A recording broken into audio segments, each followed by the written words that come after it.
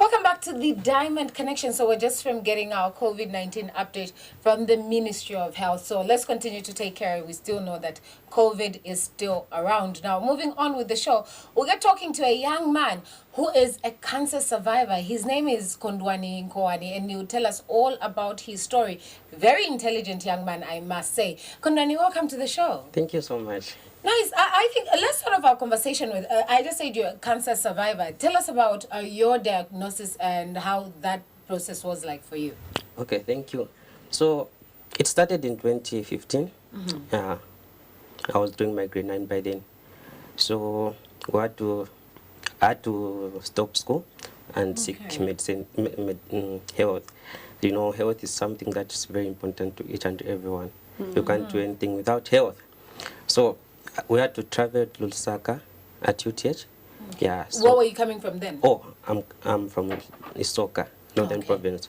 So when we reached at UTH, they did the test, the CT scan, they took the biopsy, and all the necessary tests they have to do. So when they came back with the result, they said that I have non-Hodgkin lymphoma stage 4. Yeah, it's the cancer which affects the lymphatic system, the spleen, the lymph nodes, and other organs which are connected to the lymphatic system. So I started the treatment in 2016. Okay. Yeah. And it lasted me for 2 years and a half, up to 2018. So while I was doing my treatment, I had to go back to school.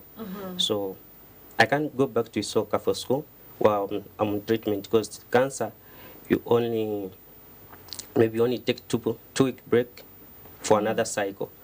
So they had to find me a school which is nearby the hospital. So they had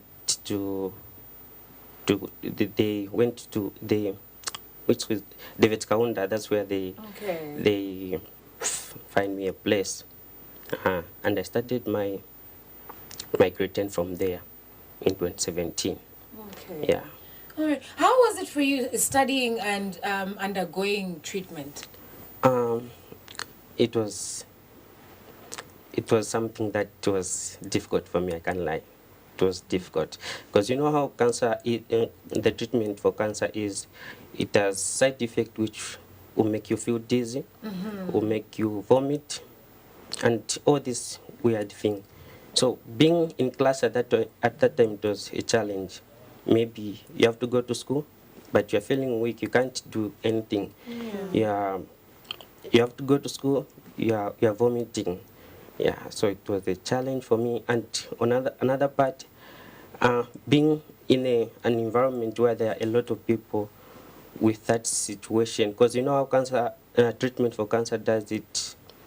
It's kind of transform you from like a normal person to something.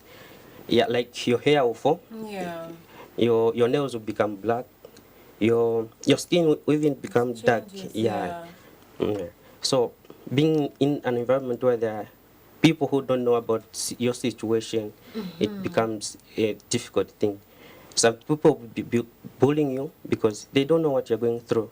So yeah, I had some people who were bullying me because I didn't want to open up my condition. I thought maybe it was going to affect me in another way. Yeah.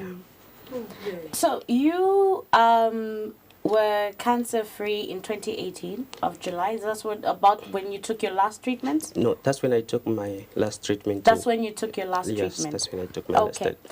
And you completed the year later in 2019? In 2019, yes. Scoring 8 points. Well done. Well done. Well done. How did you manage to even just balance all of that and achieve those 8 points? I also don't know. It's good. It's good. I can't say I did it by myself. Yeah.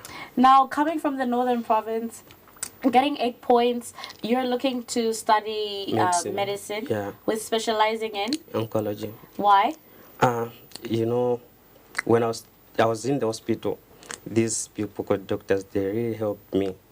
Yeah, because in fact my career wasn't even that before I had cancer or something else. But after being in that environment, seeing how doctors, how nurses helping me out to fight that cancer, it came to my mind that I also have to do this. I also had to come and help someone in near future. Yeah. Okay. Speaking of helping, I want you to tell me about Twende Education. I know that they do bring education to patients, especially children, in the hospital. So how did you and Twende come together? Okay, so let me talk a bit about Twende Education. Twende Education is an organization which help kids who are in the ward to when you have cancer, you stay a long time. Like you can stay even up. For me, I stayed for 2 years. Yeah, just getting treatment. So there are other children who like can't manage to go to school. Yeah, so we'll be just in the hospital. So when they provides kind of education to those kids who are in the hospital. In the hospital. Yeah, so we came to know each other. They opened 20 in 2016. Yeah, so they find me there. So our bond has been Ever since. up to now. Okay. Now, you want to study medicine, and obviously it's not exactly a cheap. Nothing is cheap when it comes to, especially studying medicine. What type of help are you hoping to get, even as you get into this next journey in your life? Yeah, thank you so much. Thank you to the government, which they offered me a scholarship for the tuition fee. But now there's these other things like accommodation, books, laptop for studying. Yeah. Well, I'm just asking for individuals and stakeholders and any other organization which can come in and help out. They say umunomo tausalanda. That's in Bemba. So when we come together, we can make this dream reality. I believe my story is not only for me, because for people out there. Let's say there's someone who's passing through similar challenge which I passed through, and he hears about my story that I fought cancer and I won it. How do you feel? Yeah, and on the other side, I was doing school. Yeah, so I think my story is not for me.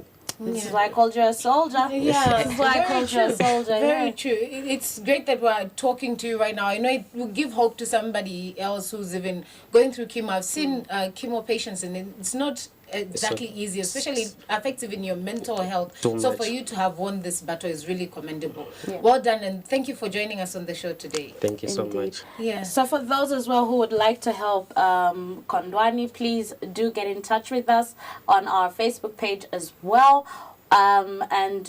With any type of assistance that you would like to provide, remember that he is seeking assistance to help him through his journey through medicine. So please get in touch with us, and we will be able to direct you to him and the rest of the team. Yeah. All right, yeah. So I actually was talking to another cancer patient. He's a journalist, Idem, and he was talking of his experience and just the hopes that he has is to have more oncologists in the country. So it's great that you want to specialize in that, and even the more reason why people need to come out and help his dream. We do need more oncologists in this country. Now let's go on a short break, and when we get back, we have someone more to talk to as we talk the mindsets that you need to get into 2022 with as we get to wrap up with the show.